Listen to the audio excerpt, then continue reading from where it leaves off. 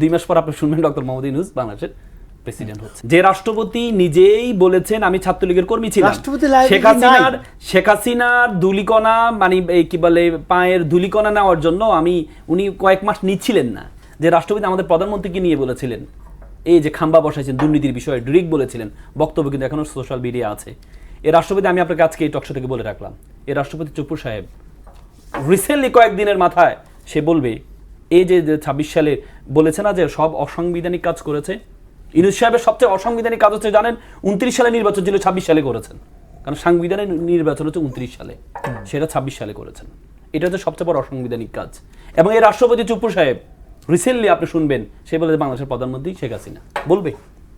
আজকে ইউনূস সাহেব আমরা বলছি না খারাপ, ইউনূস সাহেব যে ইলেকশনটা আয়োজন করেছেন, ইলেকশনের ঘোষণাটা কোথা থেকে দিয়েছেন জানেন?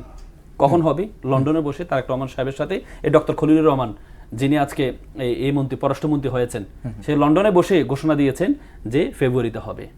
তো সুতরাং এই রাষ্ট্র এই ডক্টর সেখানে বলেছেন ওনার দরকার ছিল দেশে এসে বলা যে আমরা ফেব্রুয়ারিতে ইলেকশন করব, সেটা করেন নাই। তারেক রহমানের সাথে মিটিং করলেন, তারেক রহমানের সাথে তো আপনি বললেন এই জনগণের তখন উন্মুখ হয়েছিল বিভিন্ন দল, যেমন জামাতের পক্ষ থেকে একরকম বলা হয়েছে এক সময় হওয়ার জন্য, বিএনপির পক্ষ থেকে বলা হয়েছে একরকম হওয়ার জন্য, পরবর্তী তারেক রহমান সাহেবের সাথে বসে লন্ডনে বসে সেখানে বলা হয়েছে।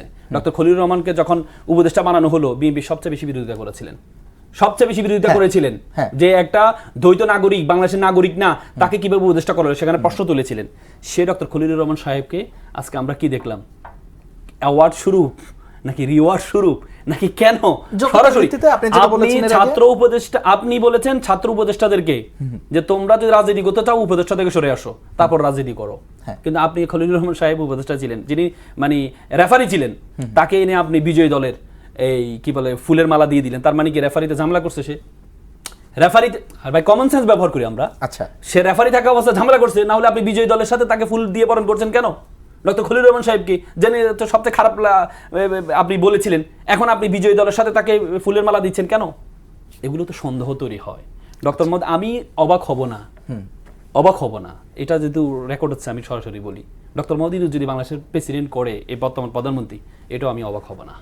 এমনও হইতে পারে 2 মাস পর আপনি শুনবেন ডক্টর মোহাম্মদ ইউনূস বাংলাদেশের প্রেসিডেন্ট হচ্ছে। হতেই পারে, আপনি তো বললেন যে যোগ্যতার ভিত্তিতে, কিন্তু ব্যাপারটা হচ্ছে যোগ্যতার ভিত্তিতে হবে, কিন্তু যারা রেফারি ছিল তাদেরকে তো আপনি পারেন না বিজয় দলের পুরস্কৃতের মধ্যে রাখতে পারেন না আপনি, তারা তো রেফারি ছিল।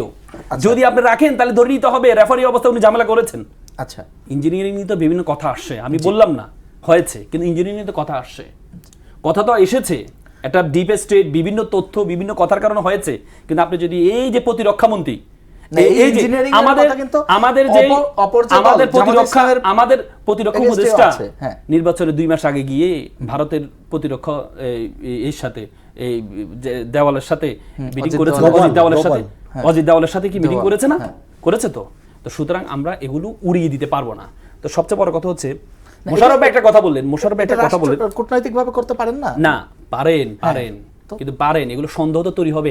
শোনেন, আপনি রাজনীতিতে আমরা তো এমন অবিশ্বাসের জায়গা তৈরি হয়েছে, আপনাকে অবিশ্বাসের জায়গা এমন ভাবে তৈরি হয়েছে, আপনি যখন যে ডক্টর খলিলুর রহমান নিয়ে আপনি সবচেয়ে বেশি কথা বলেছেন, তাকে যখন আপনি আপনার টেবিলে বসালেন, তখন তো সন্দেহটা তৈরি হয়।